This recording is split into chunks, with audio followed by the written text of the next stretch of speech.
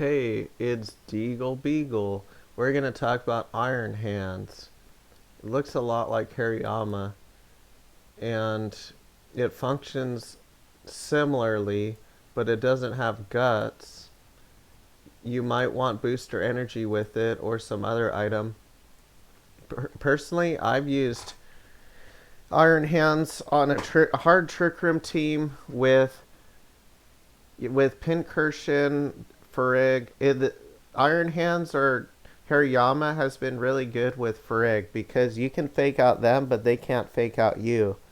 So that gives it a really niche lead that almost nothing else can replicate. So if you want to use it for Trick Room, I would probably recommend something like this where you max out the attack and special defense on all of them. I would probably max out the special defense because that's like its lowest needed stat that's naturally the lowest that you need more of. So that's why it's EV like this, because HP is already high, so if you raise HP it won't help that much for special defense nor defense. So it's like you probably might as well just raise its special defense even if you're not using assault vest or whatever.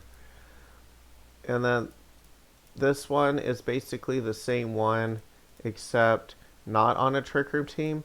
You notice how this one has Terra Fighting because you would probably use close combat the most in a hard Trick Room team because it has the most power, and you don't really need more attack for the Ice Punch because it should kill a Tyranitar because it has, or not Tyranitar, I meant Garchomp. With it, Wild Charge, you would probably want over Thunder Punch just for the extra power on a hard Trick Room team. On a hard Trick Room team, you usually just want to go for high damage output, even if you die quicker as a result, because you just keep sending in the better offensive Pokemon and doing more damage while the Trick Room turns are ticking. But on ones like this, where you don't have to worry about Trick Room turns ticking, you might want to use Thunder Punch or something with it instead, so you don't have all that recoil. Let's see, it just depends, but 1/4 of 90 is 22.5. So, so it's as if almost like 90 minus that is what power it would have without recoil. So Thunder Punch is 75 power, which is more than 67.5. So unless you really need the extra power like on a hard Trick Room team, you might just want to use Thunder Punch. You would miss out on some KOs, but in some cases, either Thunder Punch or Wild Charge would KO them, and Thunder Punch wouldn't cause any recoil. So I think on average, Thunder Punch is better unless you're using hard Trick Room. And you might want Drain Punch too, because if you're using hard Trick Room, you might just want more damage with close combat. But on a team that's not hard Trick Room, you just might want to use Drain Punch to just keep this thing alive and not die as quickly, because it has so much power that you oftentimes could one-shot stuff like King Ambit or whatever, or Tyranitar, things that are weak to fighting, even if they're not 4 times weak to fighting like those Pokemon. You might want to just have a little less power, and yeah, you'll miss out on some KOs, but you won't lower your defenses, and you restore HP, keep this thing alive, and keep firing off hits. It's really useful to preserve it for fake out and whatnot too. And then another idea you could try with it is basically the same set, but Assault Vest. If you don't need the booster energy. Like if, for example, you use Pincursion or manually somehow set up electric terrain, or maybe you just want to use it even without activating Quark Drive, then this one would be pretty good. But in that case, I don't know. You might want Hariyama sometimes instead of Iron Hands though, because it gets guts. That's the problem with this one. With Iron Hands in general is unless you activate the Quark Drive, it isn't going to be as offensive as Iron Hands. Even, let's look at Hariyama. It has a little less attack than Iron Hands. But 189, well, what is it? 211 divided by 189 is 11.6% less attack than Iron Hands, but it has 50% more if you use Guts with like Flame Orb, even though that does take HP and an item. But okay, let's actually do the reverse. 189 divided by 211. That's about 89% or 90% times 1.5 in the Guts boost. So that's 34% more 34% more powerful than an Iron Hands that doesn't have Quark Drive activated. And remember, it's 1.3 if it's not speed. That's why you're going to see mostly people, when they have Quark Drive or Photosynthesis, they're going to use the speed. They're going to use enough speed to make it their highest stat a lot of times for the efficiency, but also to outspeed stuff.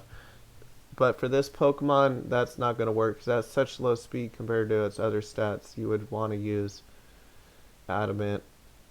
So, no way around that, really. So, in other words, this Pokemon would outclass Hariyama a lot, but not always. If you don't want to use Booster Energy or you can't get Quark Drive set up, then it wouldn't always be better than Hariyama. Now, as far as some sort of defensive Terra type, I think this Pokemon generally has pretty good typing to where you don't really need a defensive Terra type a lot of times, because the electric type stops the flying weakness, so you're really just weak to Fairy, Psychic, and Ground. And Fairy, Psychic, and Ground. You could use, like, I want to say Steel, but then you would still be weak to Ground. But you wouldn't be weak to Psychic or Fairy, and you would be able to hit them back. If you use Poison, you would be resistant to Fairy, but then you would still be weak to Psychic. So, I don't know. I probably wouldn't use a defensive Terra type. I would probably just use an offensive one. If you use Electric, then you're only weak to Ground, and it boosts up your Thunder Punch, and you can hit Sylveon or whatever harder, even if it uses a defensive Terra. See, that's the issue with using a defensive Terra, a defensive offensive Terra with Hariyama is you could use Terra Steel or whatever, and while Sylveon a little bit better, but would you really hit it harder offensively? Maybe if they didn't Terra. But even if you had a Steel move with it, with the Terra Steel, like Heavy Slam, they could just Terra Fire or Water their Sylveon or whatever, and you wouldn't accomplish much. And that's going to be on pretty much every Sylveon. There are other Fairy Pokemon besides Sylveon, but that's probably the most common one. So it's like, I would probably just use either Electric or Fighting Terra type. You don't really need a defensive one usually. But if you did, I would say either Steel with Heavy Slam or something that's immune or resistant to Ground. I suppose Grass might be decent, or something that adds coverage, but this already has so much offensive coverage that I don't know if you would really need that. You could use a defensive one, but it's already going to have a lot of bulk, and you have fake out to fake out stuff that I don't think you would really need that personally. Let's see, Dark has been used with Hariyama. If you use Dark, that could be pretty decent. And then does it have knockoff? Let's see. Wow, it doesn't even have knockoff. So I don't know if I would recommend Dark with it. But as far as other items you could use, I don't think there's that many other good items. Like, what are you going to use? Life Orb? I don't know. You would probably want this Quark Drive ability activated. That would be a big priority. And if you can't activate it without booster energy, then I'd say Assault Vest is usually the best item. Because Choice Band you wouldn't want with Fake Out. I mean, there's just not a lot of other good items. Maybe Citrus, but you would probably mostly want to focus on boosting up that special defense and make it a lot harder for their fairy Pokemon, their psychic Pokemon, whatever, to kill it. So, thanks for watching.